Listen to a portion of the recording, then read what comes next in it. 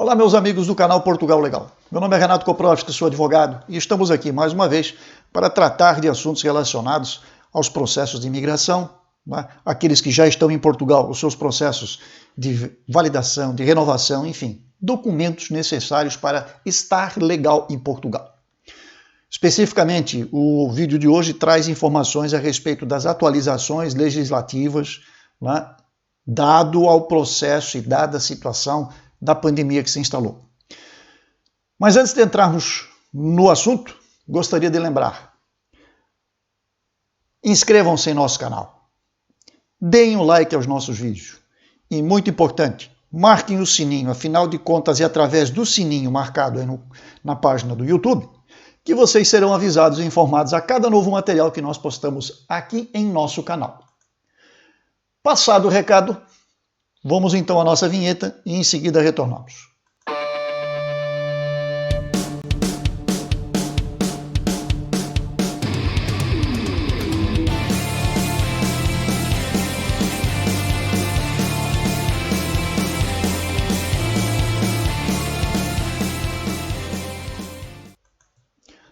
Olá, meus amigos do canal Portugal Legal. Hoje nós vamos abordar, conforme prometido, né?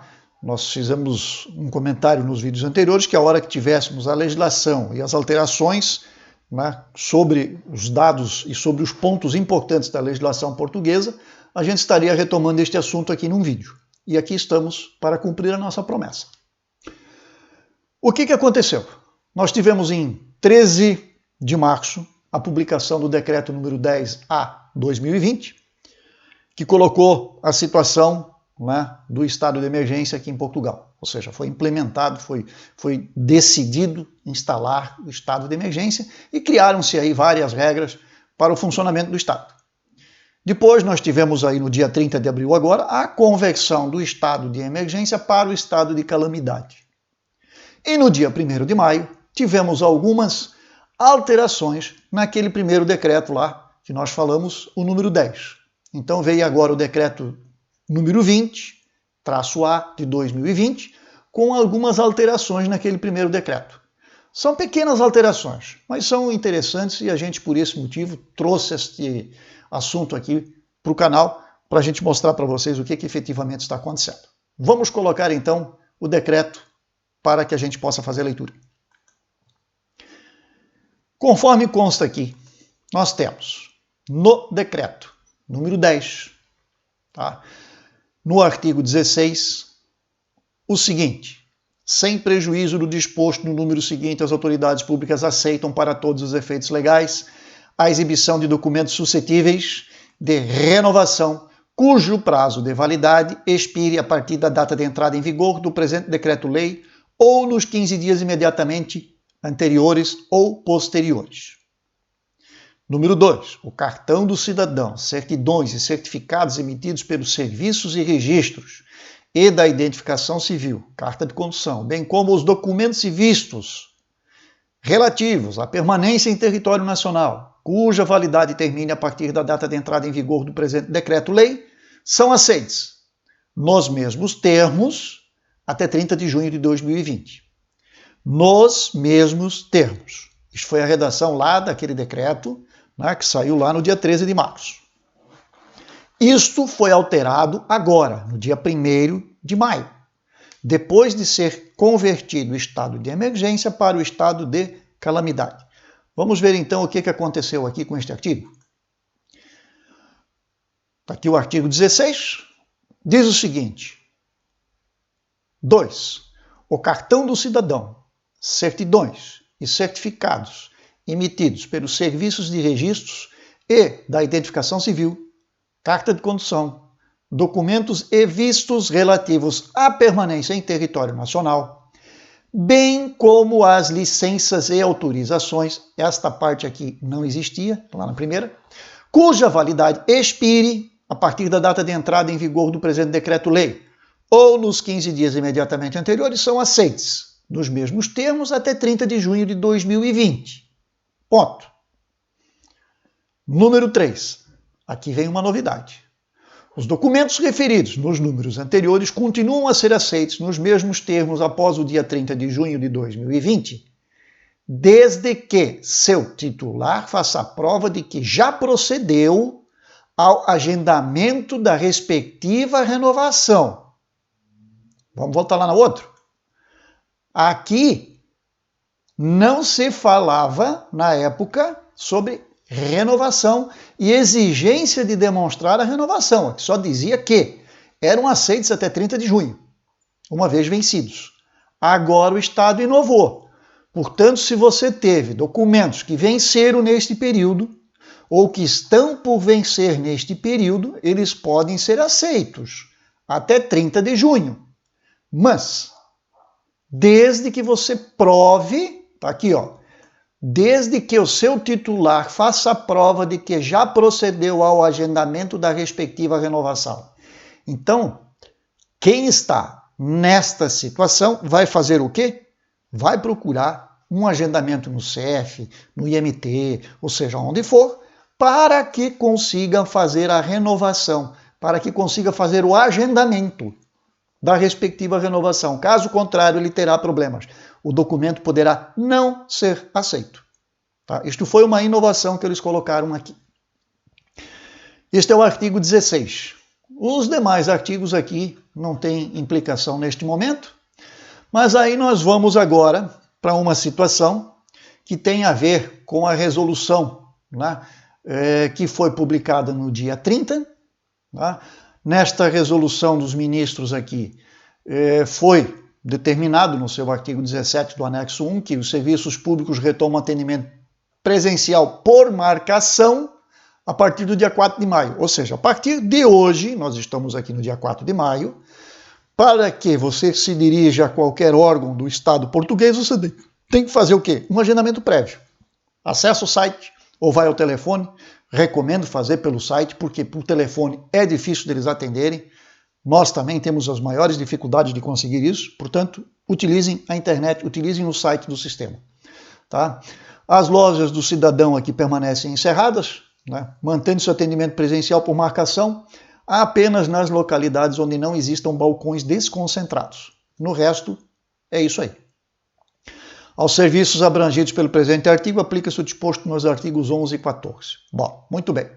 Isto aqui foi, né, então, aquilo que foi resolvido pela reunião dos nossos ministros, resolveram desta forma, publicado no dia 30.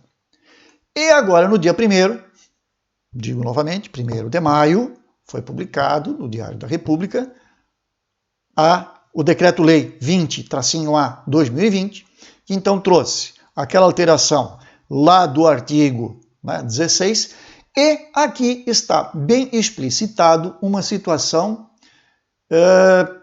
que diz respeito ao nosso convívio social. O que diz aqui o artigo 13, letra B? Uso de máscaras e viseiras. É obrigatório o uso de máscaras ou viseiras para o acesso ou permanência nos espaços e estabelecimentos comerciais e de prestação de serviços, nos serviços e edifícios de atendimento ao público e nos estabelecimentos de ensino e creches, pelos funcionários docentes e não docentes e pelos alunos maiores de 6 anos. Ou seja, todo mundo de máscara. A obrigatoriedade referida no número anterior é dispensada quando, em função da natureza das atividades, o seu uso seja impraticável. É obrigatório o uso de máscaras ou viseiras na utilização de transportes coletivos de passageiros. Para efeitos do disposto no número anterior, portanto o número 3, a utilização de transportes coletivos de passageiros inicia nos termos do número 2, do artigo 2 da Lei 28/2006, de 4 de julho, na sua redação atual. Incumbe às pessoas ou entidades públicas ou privadas que sejam responsáveis pelos respectivos espaços ou estabelecimentos, serviços e edifícios públicos ou meios de transporte a promoção e cumprimento do disposto no presente artigo. Sem prejuízo do número seguinte, em caso de incumprimento, as pessoas ou entidades referidas no número anterior devem informar os utilizadores não portadores de máscara que não podem aceder, permanecer ou utilizar os espaços, estabelecimentos ou transportes coletivos de passageiros e informar as autoridades e forças de segurança desse fato, caso os utilizadores insistam em não cumprir aquela obrigatoriedade. Número 7. Agora vai para o bolso do cidadão que descumprir a lei. O incumprimento do disposto no número 3 constitui contraordenação punida com coima de valor mínimo correspondente a 120 euros e valor máximo de 350 euros. O que diz o número 3? É obrigatório o uso de máscaras ou viseiras na utilização dos transportes coletivos e passageiros. Então notem, no transporte público, no transporte coletivo, de passageiros, é obrigatório o uso de máscaras e se não o fizer, vai estar incorrendo no descumprimento e, incorrendo no descumprimento, estará sujeito então a uma coima, como nós brasileiros conhecemos, uma multa, que vai de 120 euros até 350 euros. Aqui está o amparo legal para a aplicação da multa daqueles que descumprirem esta regra. Nos demais estabelecimentos nós não temos nenhum grande problema. Por quê? Porque nestes outros estabelecimentos nós temos o quê? Nós temos a possibilidade, de sermos advertidos e sim impedidos de ingressar no estabelecimento. Portanto, se eu for a uma loja, a um centro comercial, for no mercado e chegar lá, esta loja vai ter lá o seu vigia, vai ter o seu segurança na porta e ele vai dizer o seguinte: se o senhor não estiver utilizando máscara, o senhor não adentra a este recinto. Portanto, nós estamos, de uma maneira ou de outra, obrigados a sair aos espaços públicos tendo máscara. A luva foi dispensada neste momento, mas a máscara é imprescindível. O uso do álcool gel, evidentemente, é recomendável. Não é? A higienização, a lavar as mãos, isso tudo permanece igual. Agora, estas informações são interessantes, são úteis para que você não caia num prejuízo, não tenha que pagar uma multa. Por quê? Porque esqueceu de levar sua máscara para o transporte público. Se esqueceu, passa ali no mercado, passa na farmácia, que agora todo mundo já está vendendo, compra uma e vai para o transporte. Porque se você insistir, você vai ser retirado do veículo, vai ser chamado a polícia e você vai ser punido, com a aplicação de uma multa. Era isso o que a gente tinha para trazer para os senhores no dia de hoje. Essas alterações, principalmente naquilo que diz respeito às suas documentações. Eu tenho agendamento, o CEF vai entrar em contato. Tudo isto começa a funcionar a partir de hoje, dia 4 de maio. Tá? Então, o CEF vai começar a atender novamente presencialmente, mas vai atender aqueles que fizeram a marcação. Não adianta sair de casa com todo o documento embaixo do braço, vai para a fila do CEF pensando que vai ser atendido. Não vai. Você não terá atendimento se não fizer agendamento. Então, faça um agendamento, não deixem passar os prazos. Tá? Essa parte que está ali no artigo 16 do Decreto-Lei 20-A, que saiu agora, no dia 1º, é muito importante. Você precisa fazer prova de que procedeu o agendamento para renovar o seu título, a sua autorização de residência, o seu visto. Tudo deve ter prova de agendamento para a renovação. Caso contrário, vocês poderão ter problemas, os prazos podem expirar e pode trazer um baita de um prejuízo para você que deixou passar despercebida esta informação. Nada mais a dizer para o dia de hoje. Queremos agradecer a sua atenção. Divulguem o nosso canal, passem esta informação para frente, ela é importante. Tá? Para você que já está aqui em Portugal, principalmente, para quem está fora, é só se preocupar com as questões do visto, mas entre em contato com o consulado, façam seus agendamentos, verifiquem as situações e se precisar de alguma coisa que a gente possa ajudar, estamos aqui para isso, não é? Mas divulguem, porque é desta forma que isso vai fazer com que menos pessoas tenham prejuízos nos seus processos de documentação aqui em Portugal.